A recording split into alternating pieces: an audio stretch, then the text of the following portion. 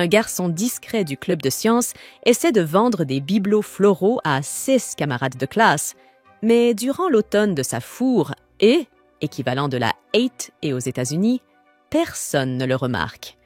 Après avoir vendu seulement 5 articles sur 100, il réalise que la vente n'est peut-être pas faite pour lui. Alors qu'il est sur le point d'abandonner, une fille joyeuse aux cheveux bleus apparaît, impatiente de le rencontrer. Elle le réprimande pour avoir quitté son stand, lui disant qu'un groupe de filles était passé et avait acheté 27 accessoires, avec seulement 15 visiteurs au total. Gêné, il accepte l'argent sans oser la regarder dans les yeux. Lorsqu'elle lui demande pourquoi il évite son regard, il est incapable d'expliquer qu'il n'a simplement pas l'habitude de parler à des filles mignonnes. Elle lui demande alors pourquoi il doit vendre 100 articles, le surprenant par sa connaissance. Elle dit que M. Sade le lui a dit. Pendant qu'il parle, son énergie est presque écrasante, comme si elle essayait de lui extorquer des secrets qu'il n'est pas encore prêt à révéler. Convaincue qu'elle se moquerait de lui si elle connaissait la vérité, Natsume prend une grande inspiration et avoue qu'il veut se consacrer à la création d'accessoires floraux, malgré la pression de ses parents qui souhaitent le voir devenir fonctionnaire. Pour prouver sa détermination, il jure de vendre les 100 pièces au festival de l'école. La fille rit tellement que son jus lui éclabousse le visage, affirmant que n'importe quel parent sain d'esprit s'opposerait à un plan aussi insensé.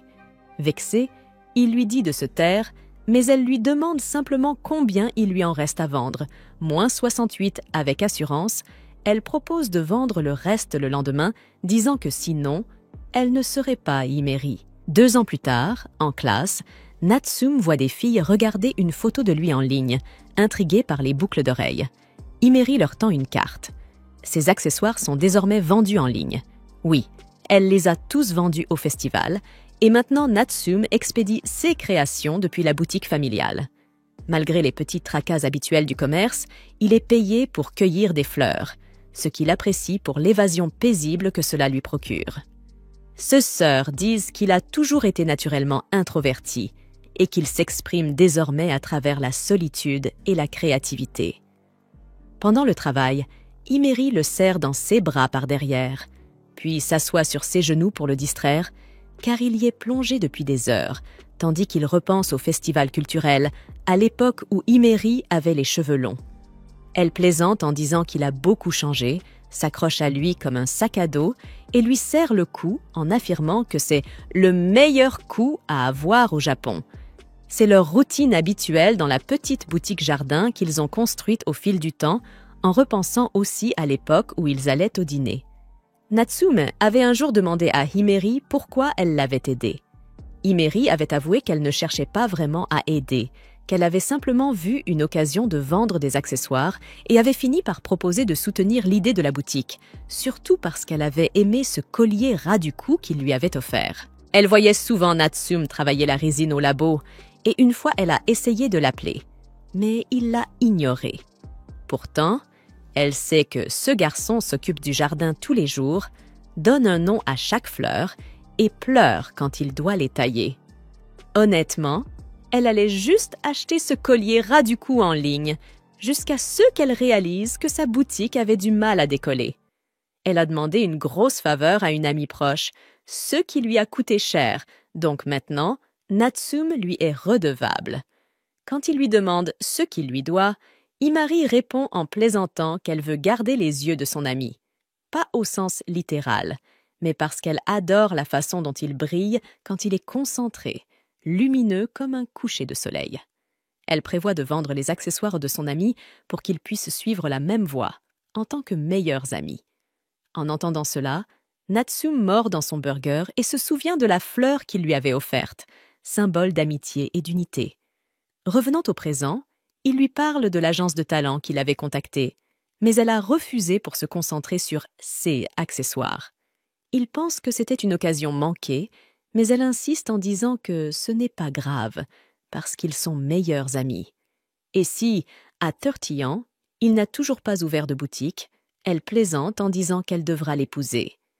Natsume lui dit d'arrêter ses bêtises, surtout depuis que Habara l'appelle « petit beau-frère ». De toute façon, on ne peut pas épouser quelqu'un avec qui on ne sort pas. Himari évoque alors son ancien crush du collège et lui suggère que si ça ne marche pas avec elle, il devrait envisager de voir les filles comme des partenaires potentiels. Natsume pourrait aimer l'idée. Mais le problème, c'est qu'Himari le taquine tout le temps. Elle se souvient avoir fréquenté quelques garçons, mais elle finissait toujours par parler de Natsume, probablement parce qu'ils n'étaient que des distractions. Elle admet qu'elle ne comprend pas vraiment l'amour, et quand Natsume lui demande si elle ne se mariera que lorsqu'il ouvrira sa boutique, elle répond qu'elle préférerait, mais qu'elle craint d'être forcée d'épouser un vieux monsieur, puisque lui ne veut pas l'épouser. Il est surpris que ce genre de choses arrive encore, mais elle lui dit que oui, surtout pour les filles issues de familles connues.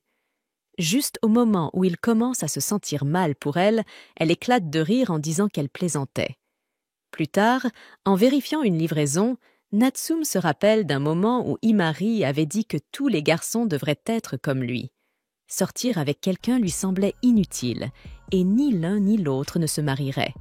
Elle, parce qu'elle ne comprend pas l'amour, lui, parce qu'il devient émotif en cueillant des fleurs. Alors elle lui propose d'emménager ensemble à 30 ans s'ils sont toujours célibataires, d'arrêter les bêtises et de se concentrer sur sa boutique.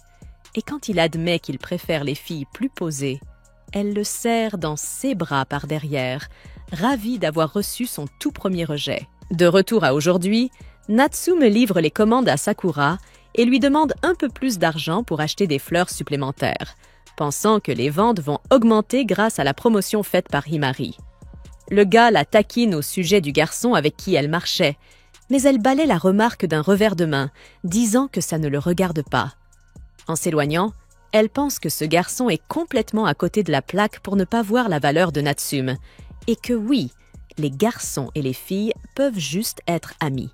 Sinon, elle ne pourrait pas expliquer son envie de soutenir les projets de Yu sans que ça ait l'air d'autre chose.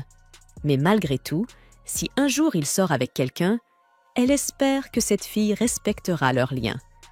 Plus tard, Natsume achète un jus et tombe sur une fille magnifique, la fixant sans s'en rendre compte, parce qu'il ne se comporte jamais normalement devant les jolies filles.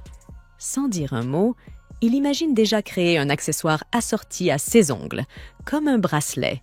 Elle portait un bracelet fleur de nuit, ce qui le surprend, car il pensait que seul Himari en avait un.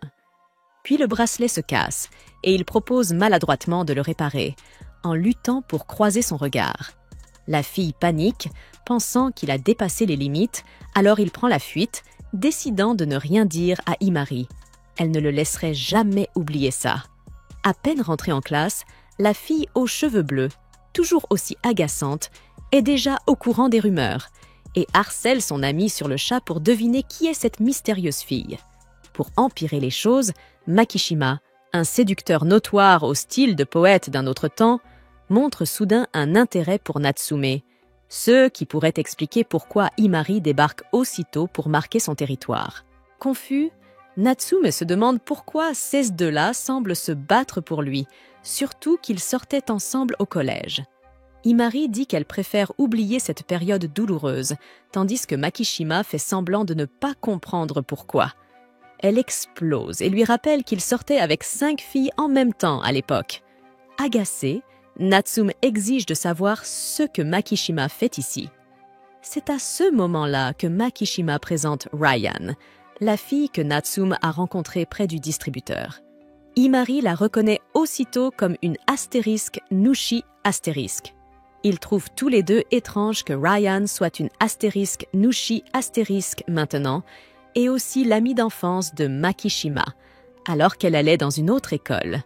Elle se souvient l'avoir déjà croisée quelquefois, car leurs frères et sœurs étaient dans la même classe. Elle se souvient aussi qu'il y a un lien avec Natsume. Le deuxième jour du bazar, la sœur de Ryan, une ancienne mannequin qui fait maintenant de la pub, était celle qui faisait la promotion des accessoires de Natsume, et c'est probablement elle qui a offert le bracelet à Ryan. Les deux amis partent alors à la recherche de Ryan pour examiner le bracelet cassé. Natsume remarque que le fermoir est usé mais réparable, tandis que Ryan panique, pensant que son précieux bijou est fichu. Elle saute sur la table en quête de réponse, jusqu'à ce qu'Imari lui dise de se calmer, car le garçon est timide avec les jolies filles. Elle lui tend même un miroir pour lui montrer son visage terrifiant, ce qui ne fait qu'aggraver sa crise. Ryan explose de rage et exige qu'on répare le bracelet. Imari la traite tranquillement de maladroite, tandis que Ryan l'accuse et ressasse de vieilles disputes, y compris une histoire de jouets volés pendant un cours d'EPS. C'est tellement intense que Natsume envisage sérieusement d'apprendre sa technique de réprimande, mais la situation dégénère quand Imari répète une ancienne bourde, ce qui déclenche un chaos général jusqu'à ce qu'un panneau apparaisse. « J'ai encore attrapé les melons de mes camarades astérisques ». Pendant ce temps, Natsume commence calmement la réparation, impressionnant Ryan par sa concentration. Lorsqu'il lève enfin les yeux, les filles étouffent leur rire. Imari avait attaché des rubans dans ses cheveux sans qu'il ne s'en rende compte. Malgré le chaos plus tôt, la réparation se passe bien et Ryan est sincèrement reconnaissante. L'heure venue, Yu rentre chez lui avant que la pluie n'arrive, laissant Ryan seul avec Imari. Ryan demande s'il y a quelque chose entre elle et Natsume. Et Imari, sur un ton joueur, laisse entendre que la brune l'aime bien. Mais au fond, elle ressent de la jalousie et se dit que Ryan ne comprendrait jamais la profondeur ou le talent de Natsume. Elle a aussi peur de perdre son lien avec lui s'il se rapproche de quelqu'un d'autre. Quand la pluie commence à tomber à l'arrêt de bus, Ryan demande si Imari a déjà reçu une déclaration d'amour d'un inconnu. Sa mère lui disait qu'il n'y a que les personnes vraiment gentilles qui peuvent créer des choses qui touchent profondément les autres. Ryan ne savait pas qui était cette personne, mais elle avait l'impression qu'elle n'était pas loin, et elle montre une photo. Imari révèle alors que les créations de ce garçon apparaissaient souvent dans ses propres photos, ce qui pousse Ryan à penser que Natsume pourrait bien être cette personne. Imari serre son collier contre elle, réalisant qu'il était égoïste de croire qu'elle était la seule à vraiment comprendre Natsume, et que peut-être leur amitié n'était pas aussi solide qu'elle l'espérait. Peut-être que tout cela n'était que le fruit de ses propres illusions. Un matin, pendant le petit déjeuner, tu te demandes comment il a fini par parler à une autre fille que Imari. Sa sœur, Sakura, entre et remarque qu'il a l'air plus fatigué que d'habitude.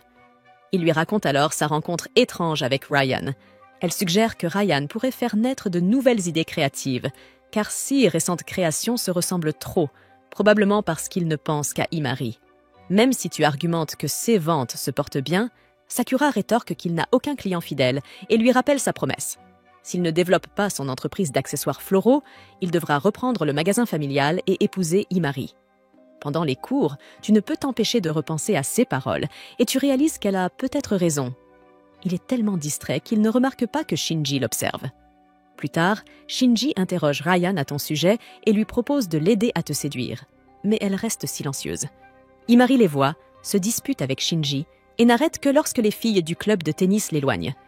Hare parle ensuite seule avec Ryan, ce qui la rend mal à l'aise. Pendant ce temps, tu es en train d'arroser les fleurs quand Imari saute sur ton dos, te demandant pourquoi tu sembles si distrait en classe. Tu lui partages ton idée de renouveler ta prochaine collection d'accessoires avec un nouveau thème, l'amour et le rejet. Imari trouve cela hilarant et te taquine. Amusé que toi, parmi tous, tu plonges dans les histoires d'amour. En parlant de ta discussion avec Sakura, Imari admet que penser comme un client pourrait être plus utile que de simplement créer ce que l'on aime. Tu es surpris de voir à quel point Imari semble investie dans ce thème, même si elle affirme ne rien ressentir de romantique. Elle plaisante en disant que, puisqu'elle est admirée par beaucoup de garçons, elle a plus d'expérience en amour. Quand tu la mets à l'épreuve en lui demandant ce qu'est réellement l'amour, elle répond instantanément que c'est le désir de proximité physique. Tu contestes en disant que cela ressemble plutôt à du désir charnel, mais elle explique que le désir peut naître de l'amour. Elle inverse la situation et te demande s'il y a un type de fille qui t'attire. Alors que tu commences à décrire Ryan, elle te bouscule en te demandant si tu as déjà eu envie de l'embrasser. Tu refuses son idée de te caser avec Ryan et elle propose alors, à la rigolade, d'utiliser Ryan comme muse. Tu avoues n'avoir jamais eu envie d'embrasser qui que ce soit. Imari, imperturbable, suggère alors, tout naturellement, que tu essaies de l'embrasser pour voir ce que ça fait, te laissant complètement déconcerté. Tu lui demandes alors, avec assurance, si elle te voit comme un homme. Mais elle répond qu'elle te considère uniquement comme son meilleur ami. Elle insiste sur le fait que ce sera une expérience significative pour eux deux, puisque ni l'un ni l'autre n'a jamais embrassé quelqu'un. Alors que tu commences à comprendre sa logique, tu réalises que ce n'est peut-être pas juste d'embrasser ses amis. Sentant ton hésitation, Imari te prend la main pour te montrer à quel point la proximité est naturelle.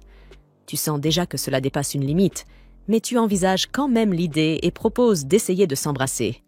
Alors qu'Imari se penche lentement vers toi, tu paniques, surpris par son sérieux, et tu es frappé par sa beauté. Tu fermes les yeux, t'attendant à recevoir un baiser, mais tu les rouvres pour la trouver en train de rire. Gêné, tu te recroquevilles, honteux d'avoir cru à son jeu. Voyant ta réaction, Imari admet qu'elle a peut-être été trop loin et promet de se faire pardonner, te demandant de réserver ton samedi sans en révéler la raison. Quand le jour arrive, tu es surpris d'être récupéré par le frère joyeux d'Imari, qui dit qu'il est content de te revoir. Tu le remercies pour les sushis et parle de sa grande sœur, que Imari connaît de l'école, célèbre pour son intelligence et sa popularité. Tu te sens complexé par les différences entre toi et Sakura au niveau scolaire et social. Remarquant ton malaise, il te rassure en soulignant tes talents uniques et plaisante en disant que tu devrais rester chez eux pour te consacrer entièrement à la création d'accessoires. En te déposant, il exprime son regret de ne pas pouvoir passer plus de temps avec toi avant de partir précipitamment travailler. Tu regardes la voiture s'éloigner, réalisant à quel point Adbari et Imari sont spontanés. C'est alors qu'Imari apparaît et critique ta tenue, la trouvant démodée. Tu remarques pourtant ton effort quotidien pour être mignon et te défends en expliquant qu'Adbari était trop pressé pour te laisser te changer. Imari te surprend ensuite en révélant qu'elle a invité Ryan à se joindre à vous pour la sortie. Au café, tu as du mal à établir une connexion avec Ryan, qui semble distante, mais Imari détend l'atmosphère en parlant de ton prochain shooting photo pour ta nouvelle collection d'accessoires. Elle propose avec enthousiasme que Ryan soit la nouvelle modèle, révélant que Ryan a déjà accepté. Pendant son repas, Imari explique que Ryan veut te remercier d'avoir réparé son bracelet et que la séance photo aura lieu dans la confiserie de la famille de Ryan, ce qui choque cette dernière. Ryan s'excuse rapidement pour appeler sa mère et demander la permission. Plus tard, il visite une boutique d'accessoires, où Yu est enthousiasmé par les articles sur le thème des fleurs. Imari attire son attention et ils commencent à explorer différentes couleurs et designs pour Ryan.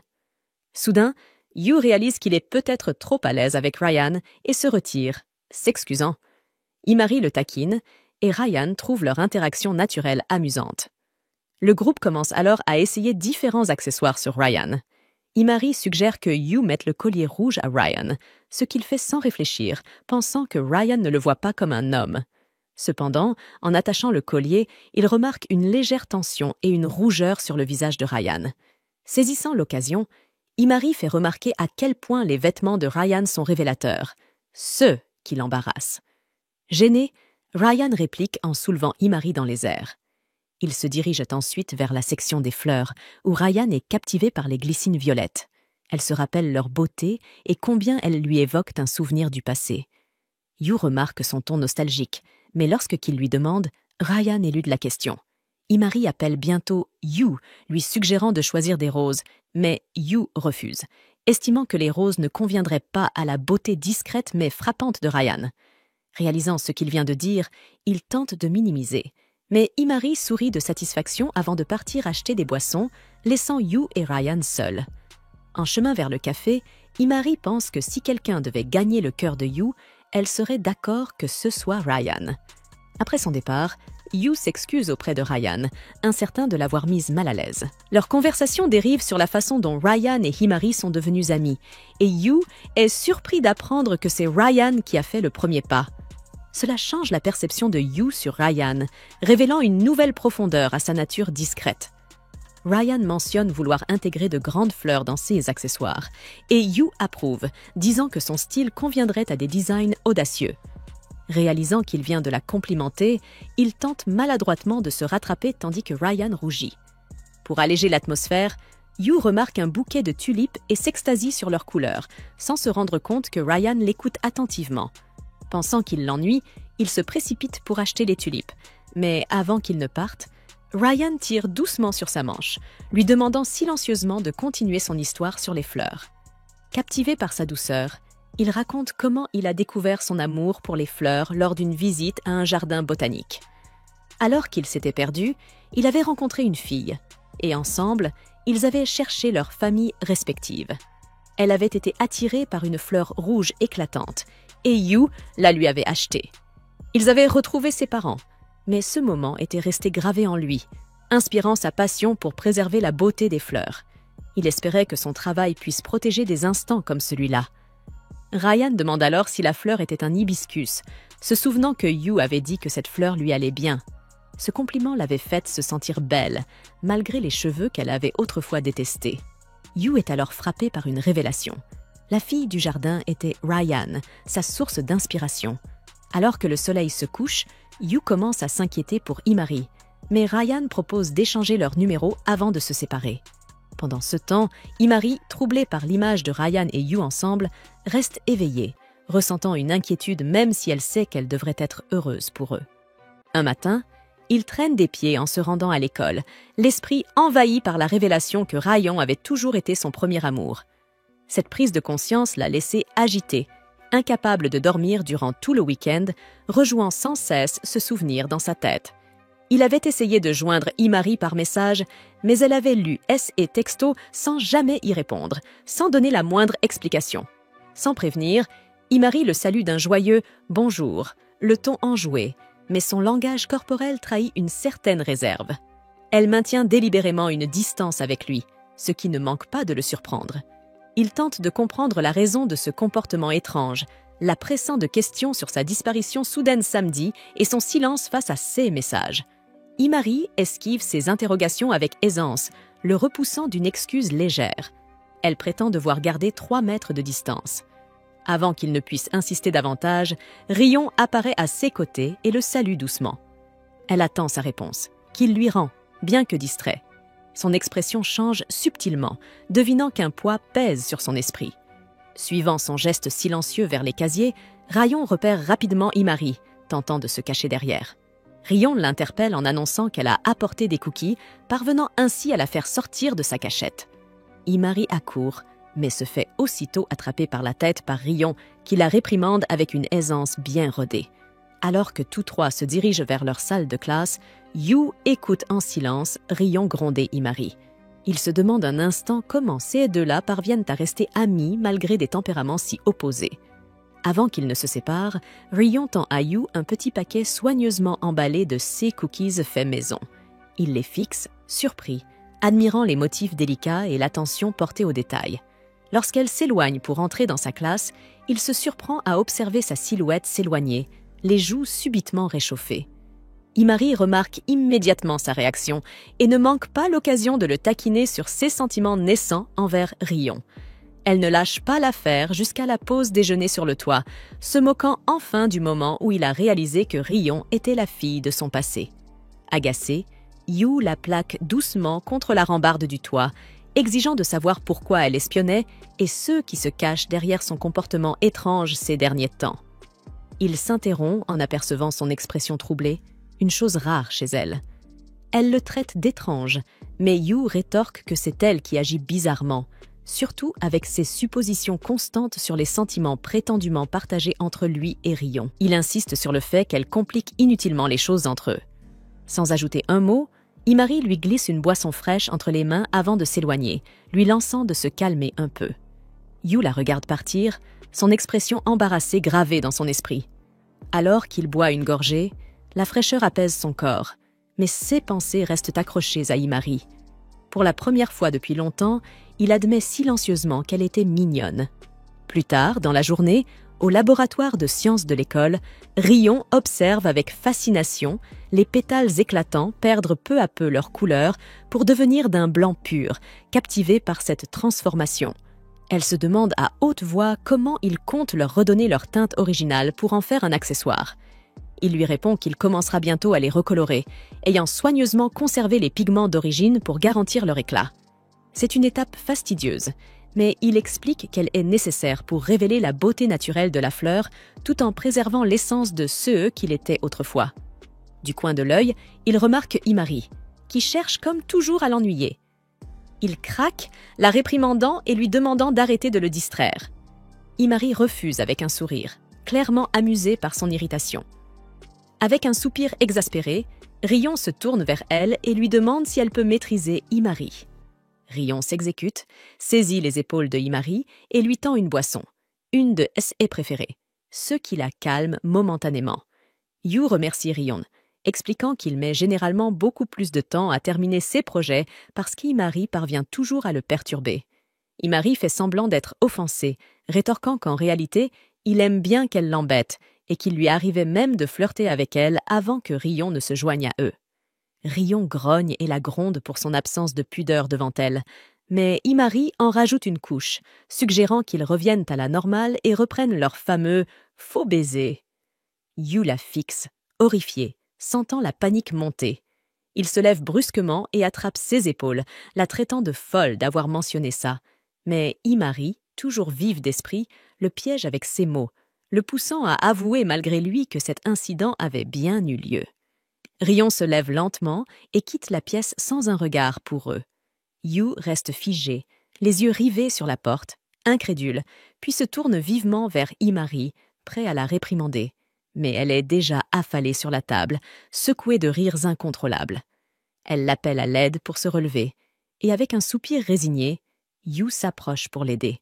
Mais au lieu de saisir sa main, Imari l'attrape et le tire vers elle, le faisant tomber sur elle. Avec une lueur malicieuse dans les yeux, Imari suggère qu'ils devraient s'embrasser, puisque Rion croit déjà que cela s'est produit de toute façon.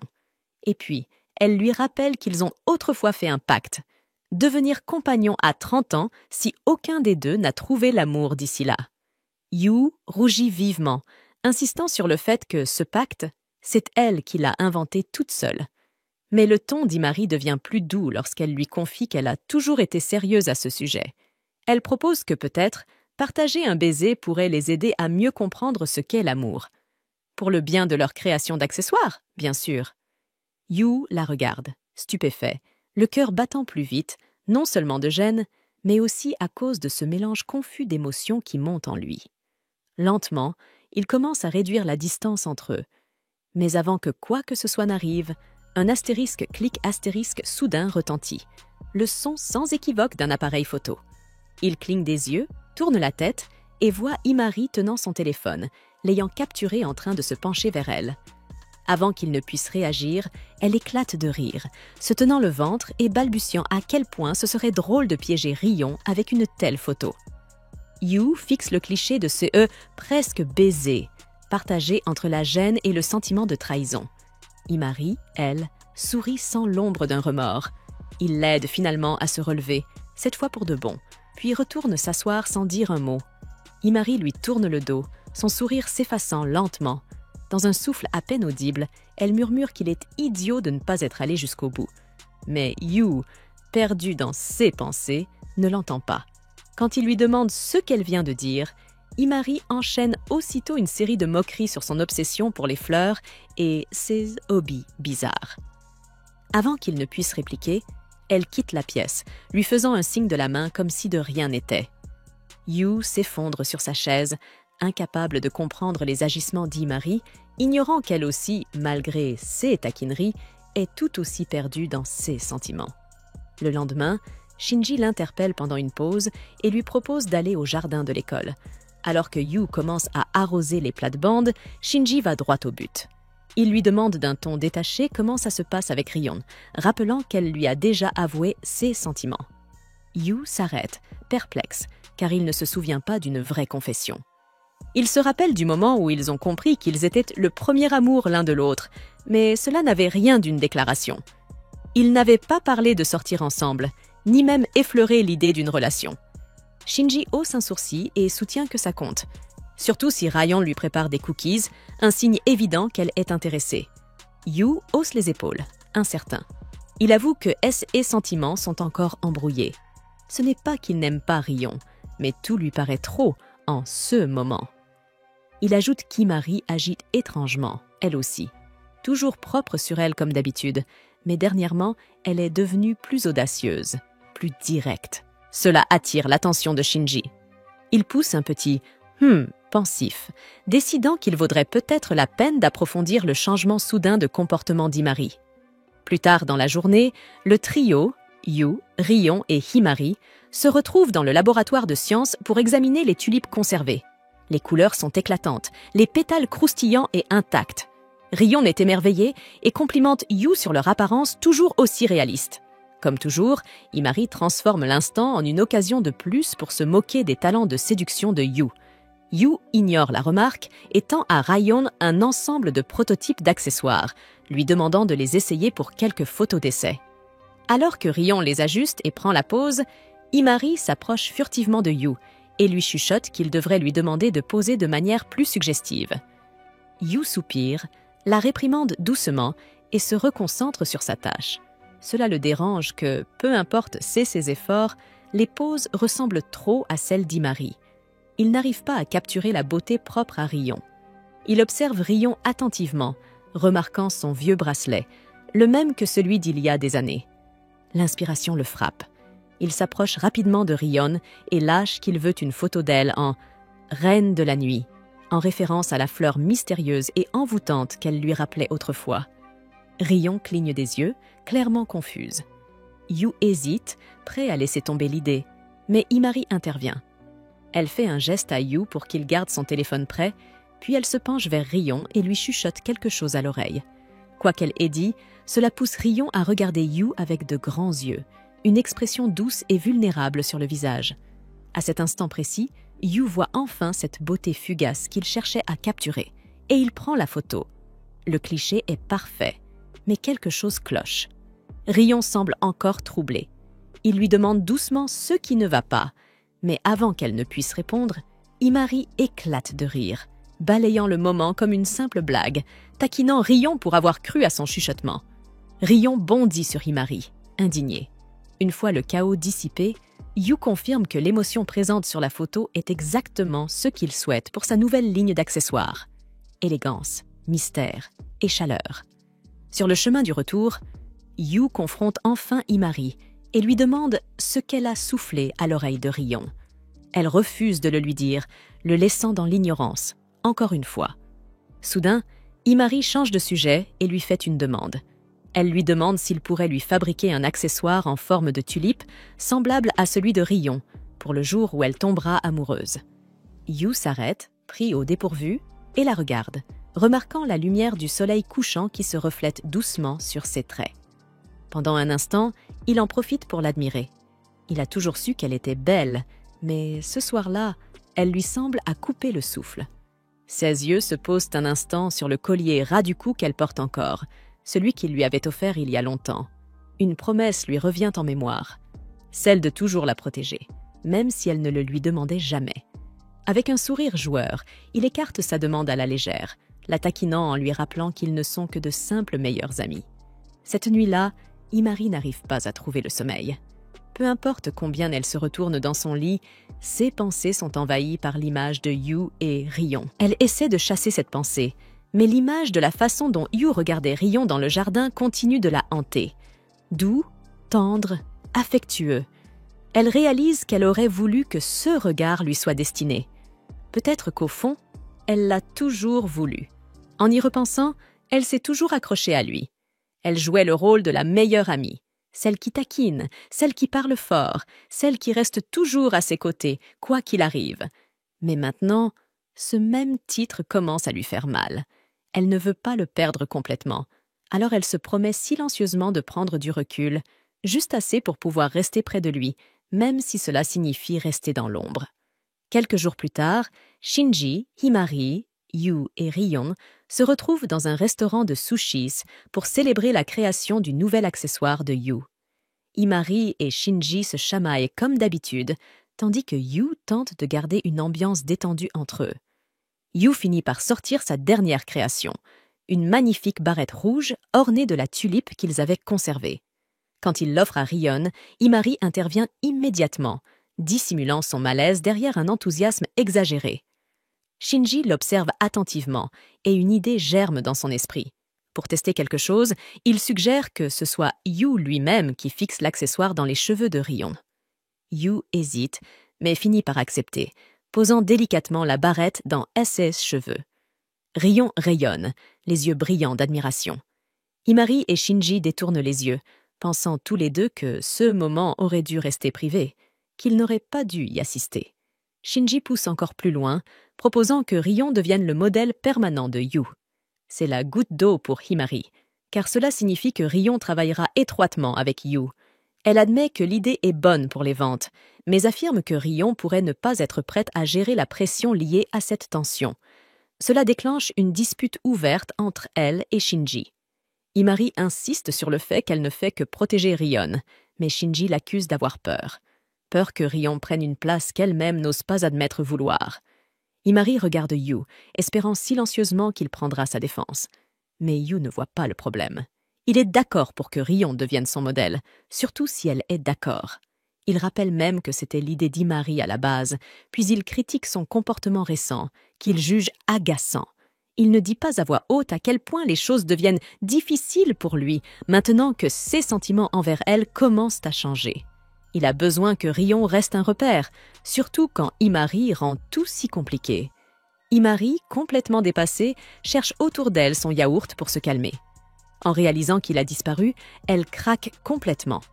Elle verse le reste de sa boisson sur la tête de Yu, se lève et déclare que leur amitié est terminée, ce qui déclenche une dispute violente entre eux deux.